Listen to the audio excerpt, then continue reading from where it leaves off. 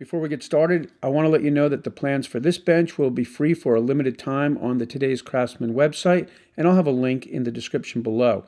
This offer ends March 26, 2024. Welcome back to the shop.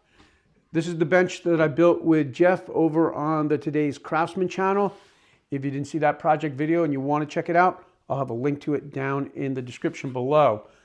The bench is built with reclaimed white oak.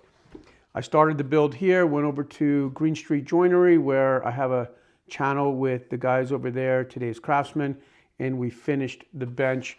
And then I bought the bench back here to finish the bench, meaning to paint it, finish it, sand it, all the steps that are involved in that. So once I got the bench back to the shop, the first step was to fill the screw holes. And again, if you saw one of my recent episodes, I filled the screw holes with square pegs. These are 3/8 square pegs, and it worked. Didn't split the wood. Was a little nervous on these edge ones, but it worked out fine. And the reason for using square pegs is I just think it adds a nice touch for a design like this. The round pegs would kind of be mixing modern and old, and in my view, not really look great. So basically you whittle down the edge of the peg or the end of the peg, kind of like sharpening it like a pencil, and then you just bang it into the hole with a little wood glue, cut it off, sand it flush, and as you can see, that, in my view, adds a nice detail. The next question on the project was, do I just clear coat it? And I thought about that for a little while, and I know that most people were probably shocked on Instagram when they saw me painting this reclaimed white oak with white paint, but that's what I did because I knew I was going to sand most of it off. So the paint is, I don't have it in front of me, but it was just the Fresh Start by Benjamin Moore. It's an acrylic, latex acrylic primer. So I just put one coat on the entire bench, and then I sanded the majority of the paint off. As you can see here, all the little wormholes are still filled. This imperfection over here, anywhere that's below the surface of the wood, the paint remains. And I think that adds kind of a nice look. I didn't go too crazy on the bottom because no one's going to see the bottom. And the next step was to figure out, okay, I've got this reclaimed white oak, I've got this white paint. What am I going to use for clear?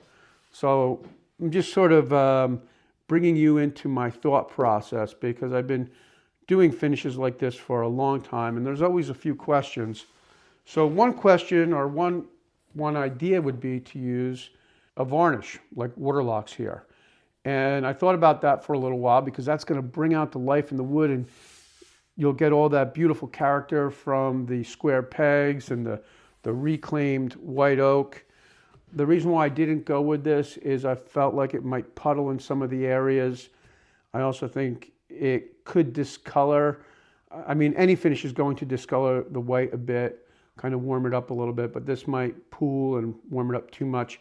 And the other big factor is this finish is going to take a few days because I can get 2 coats a day if I put one in the morning and one in the evening, but still that would be 2.5, 3 days before I could bring this bench back over to Green Street Joinery to shoot the follow-up video on Today's Craftsman. So I decided against the Waterlox or the wipe-on varnish. A substitute for the Waterlox could be Minwax's wipe-on polyurethane. Again, that's an oil-based product that's going to bring out the life and the warmth in the wood. Another thought would be to use a waterborne finish like Halcyon or waterborne lacquer or waterborne polyurethane. And I didn't do that because waterborne finishes, in my view, kill the life of the wood. They don't pop the grain like a solvent-based finish will. So the workaround for that is you can shellac a piece of furniture first, and I've done that on the channel. So if I wanted to get that beauty of this wood and the durability of a waterborne finish, I could shellac this and then go over the shellac after sanding it lightly with a waterborne finish, and that would give me a good, strong, durable finish. The reason why I'm not doing that is shellac and painted surfaces generally don't mix. I could probably get away with it here because it's such little paint, but often the alcohol in the shellac will pull the paint up or bubble it, and so you generally don't put shellac over paint. So that rules this waterborne finish out because I don't want to use it without warming the wood up first. So what I've decided to use is good old-fashioned solvent-based lacquer. And the nice thing about this is I can put on 2 or 3, maybe even 4 coats in one day easily. It dries very quickly. I'm just putting on thin coats. It will yellow the white a little bit, but not very drastically, and I actually think it will be completely unnoticeable. So that's what I'm going to end up using, and we're going to do that right now. But I thought I'd take a minute and go through all the possibilities for finish, because I know that finishing a piece of furniture often is a big question mark, because there are so many, there's so many choices, and different finishes are going to do different things. So anyway, enough said about the finish. We'll go ahead, put this in the gun. I'll thin it down a little bit and get a few coats of lacquer on this white oak bench.